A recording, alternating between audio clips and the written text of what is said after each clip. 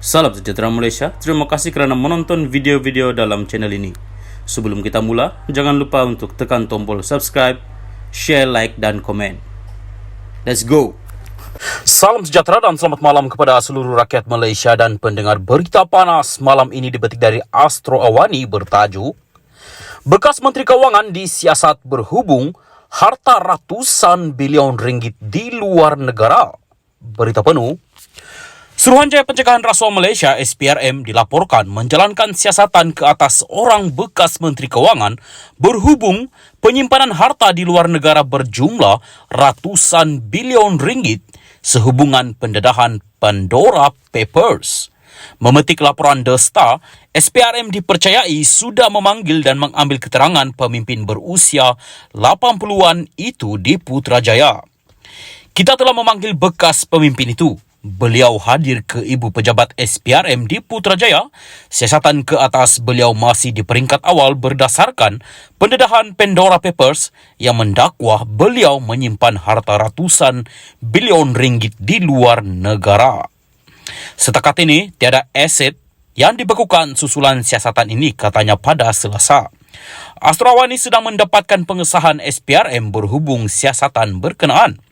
Data Pandora Papers dilaporkan bocor dan mendedahkan puluhan ketua negara, kerajaan dan pemerintah dari serata dunia termasuk Malaysia yang didapati menggunakan tempat perlindungan cukai luar pesisir bagi menyembunyikan aset bernilai ratusan juta dolar sepanjang 25 tahun lalu.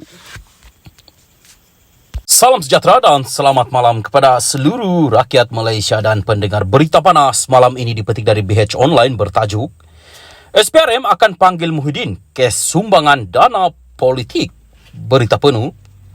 Suruhanjaya Pencegahan Rasuah Malaysia SPRM dijangka memanggil Presiden Bersatu Tan Sri Muhyiddin Yassin berhubung siasatan ke atas kewangan parti itu. SPRM yang mengesahkan perkara itu kepada New Straits Times berkata, Muhyiddin yang juga pengerusi Perikatan Nasional PN dan bekas Perdana Menteri akan dipanggil dalam tempoh terdekat.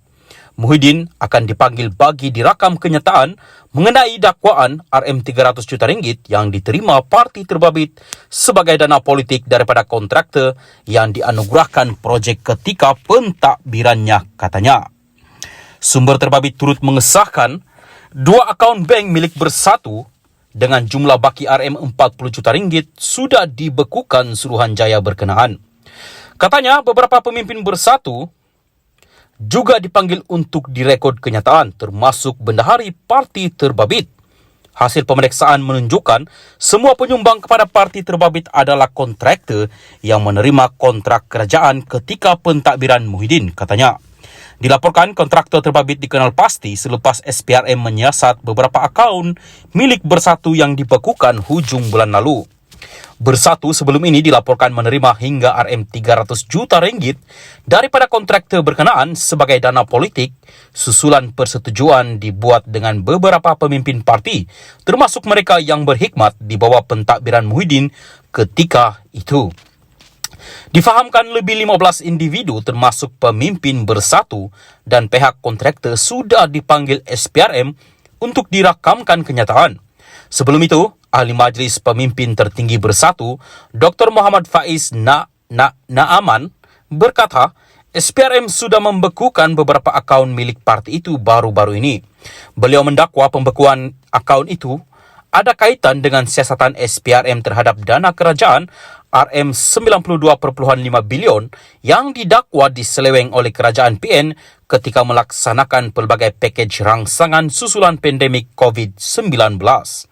Pada 1 Februari lalu, Ketua Pesuruhjaya SPRM Tan Sri Azam Baki mengesahkan SPRM sudah membekukan akaun Bersatu sebagai membantu siasatan ke atas wang disyaki hasil haram. Azam berkata, siasatan dijalankan mengikut Akta SPRM 2009 serta Akta Pencegahan Pengubahan Wang Haram, Pencegahan Pembiayaan Keganasan dan Hasil daripada Aktiviti Haram. Disember lalu, media melaporkan SPRM mengesahkan sudah menerima butiran berhubung pecahan dana pakej rangsangan ekonomi yang dibelanjakan kerajaan pada 2020 dan 2021 berhubung pengurusan COVID-19 daripada Kementerian Keuangan. SPRM dalam kenyataan sebelum ini berkata, fokus siasatan terarah RM92.5 bilion membabitkan dana kerajaan daripada nilai dakwaan penyelewengan wang perbelanjaan negara yang dianggar hampir RM600 bilion ringgit.